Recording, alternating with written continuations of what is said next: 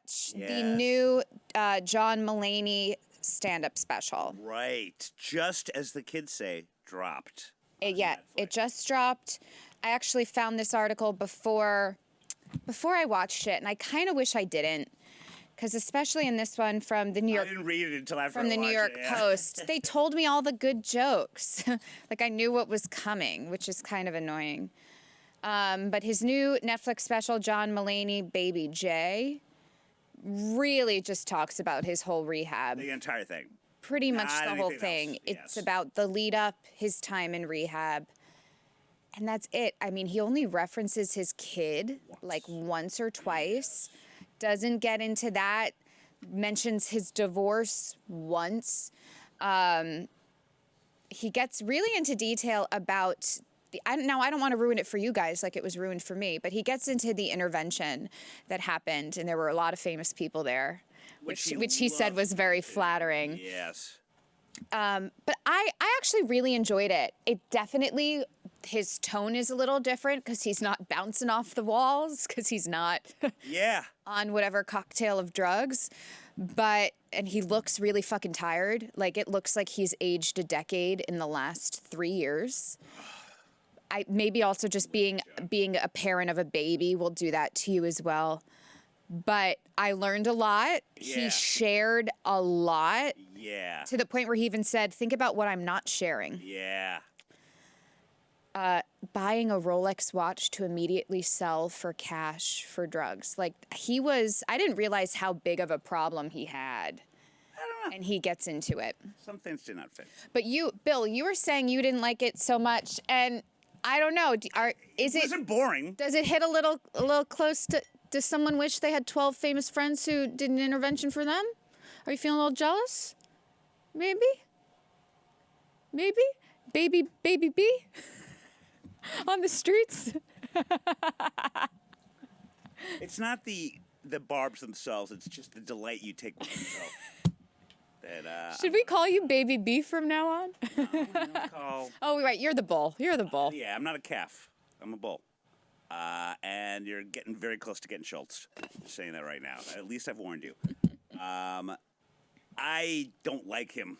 And I used to like him. I still think he's hilarious and very talented, but I don't think he's a very good person. I'm turning into my mom. You just want him to talk about Chicago. Well, I do like that, but like, first of all, the whole thing about Reed, but it's very, I mean, okay, the whole thing's a humble brag. I mean, even just little shit, like taking it's the one anecdote he has with his kid is taking him to this famous museum where he talks about this famous painter to show how great he is. The entire thing. That was not the point of the joke, Bill. It doesn't matter. None of it was a joke. That's the problem. Like the amount of the famous friends being in the what do you call it? Intervention. That wasn't even really the punchline, but still, the famous friends are part of it. The entire thing, he's a dick. The whole thing. He is a prick. Not to mention the fact that, it is only about him. Coming out of rehab. That is the entire stand-up, and also like, as we were talking before the show, which we shouldn't do. Thanks, Kelly Ripa.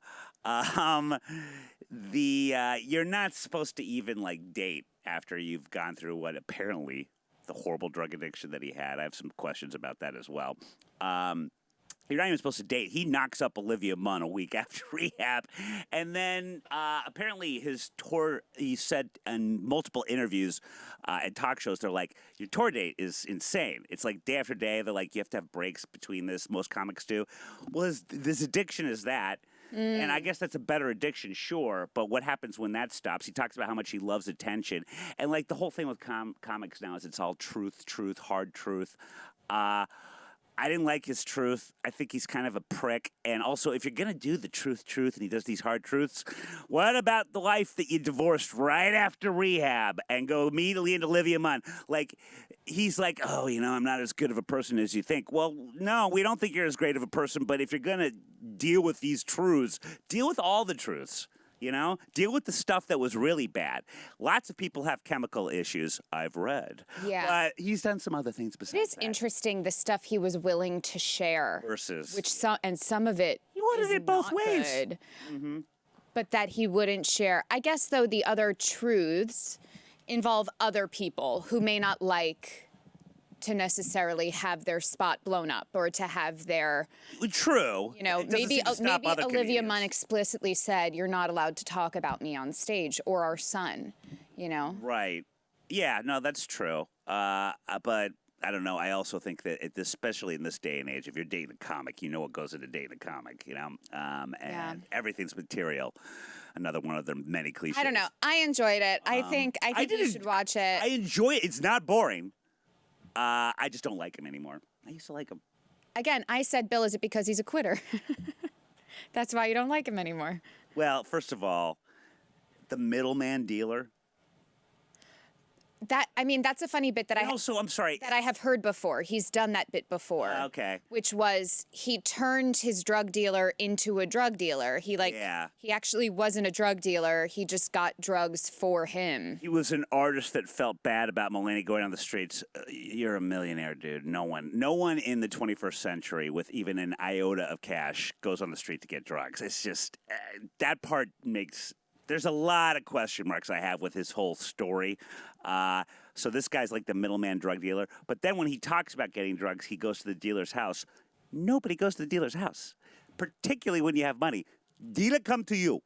If you have enough money for a Domino's pizza, you go into Domino's Pizza? Sorry, Domino's Pizza comes to you. What celebrity wants a dealer or anyone coming into their home? I know people who rarely get drugs at home, but there's other addresses in this big old bad city. Yeah. But there's a lot of things in his truth that did not jibe with me or my friends that do drugs.